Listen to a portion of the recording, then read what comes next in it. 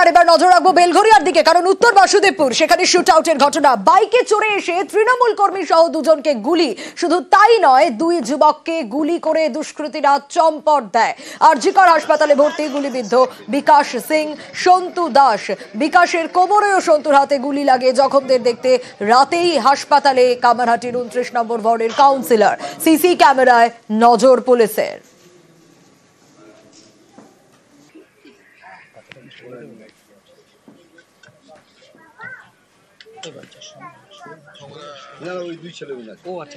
চা খাচ্ছিল বিকাশ, ওর উপরে নাকি তিনজন মানে দুষ্কৃতী এসে হামলা করেছে, গুলি চালিয়েছে। বিকাশ সিং, যার গুলি লেগেছে, টিএমসি পার্টি করে ও কাউন্সিলর। তিনজন বাইকে করে এসেছিল, একজনের পেটে একজনের হাতে। দুজনের গুলি লেগেছে। একজন বাইরের লোক ছিল, উনি চা খেতে এসেছিল, ওনার লেগেছে। ঘর দিয়ে বেরিয়ে দেখি তিনটে ছেলে দৌড়ে যাচ্ছে, হাতে বন্দুক নেই। আমি ভাবছি এমনি খেললাম, কেউ আর কি মেরেছে, ওর জন্য যাচ্ছে।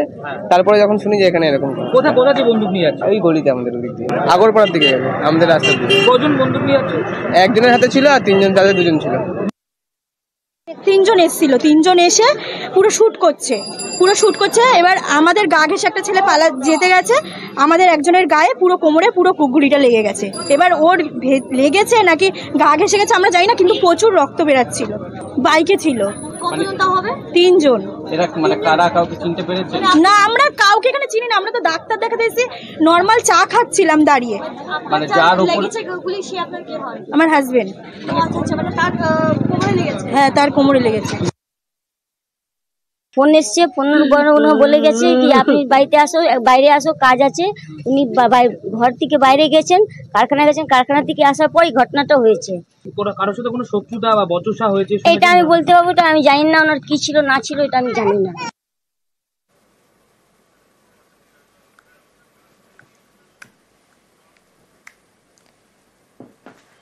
একে একে বক্তব্য শোনাচ্ছিলাম আপনাদের, কিন্তু বেলঘরিয়ার শুট আউটে কাউন্সিলরের বিস্ফোরক মন্তব্য।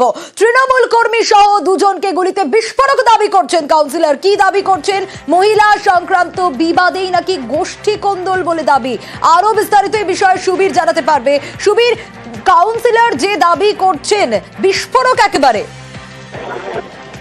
হ্যাঁ দেখো, এই যে ঘটনা, অর্থাৎ গতকাল রাত্রিবেলা যে ঘটনাটি ঘটেছে, সেই ঘটনার সঙ্গে কিন্তু একদম মূল অভিযুক্ত ইন্দ্রাল যাদবের নাম উঠে আসছে।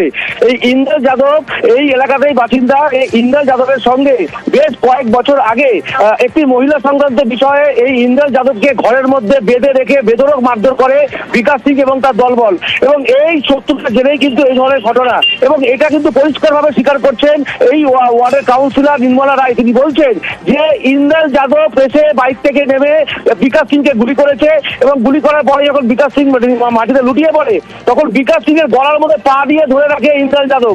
এমনটাই বিস্ফোরক অভিযোগ করছে নির্মলা রায়, এবং তার পাশাপাশি একই অভিযোগ করছে যিনি রয়েছেন বিকাশ সিং, তার ভাই মুকেশ সিং। এবং এই ঘটনায় এখনো পর্যন্ত এলাকায় আতঙ্ক রয়েছে, এবং মানুষের মধ্যে মানুষ কিন্তু কোনো রকম কোনো মুখ খুলতে চাইছেন না, এবং গোটা ঘটনার তদন্ত শুরু করেছে এই মুহূর্তে ব্যারাকপুর পুলিশ কমিশনারের উচ্চপদস্থ আধিকারিকেরা। বেশ সুবীর, ফোনে কাউন্সিলর নির্মলা রায়ের সঙ্গে কথোপকথনের অডিও শোনাবো। শত্রুতা ছিল, যে মেরেছে তার সঙ্গে ইন্দ্রাল যাদব নিজে মেরেছে। গুলি যখন লেগে গেছে, ও মাটিতে পড়ে গেছে, ওর গলা উপরে উঠে গেছে পা ধরে। কার লোক এটা কি করে বলবো, আমাদের তো ওয়ার্ড ফেমাস ওয়ার্ড, আমিও ধমকি খাই, আমিও অনেক কিছু প্রতিবাদ করি। এই তো কিছুদিন আগে আমারই ছেলেকে কামাহাটি দুটো গুন্ডা ধরে নিয়েছিল, মেশিন ঠেকিয়েছিল। ভয় লাগছে এই যে গুন্ডাদের রাজ আছে, কেউ খর্দা থেকে কেউ কামাহাটি থেকে এসে গুন্ডামি করছে আমার ওয়ার্ডে।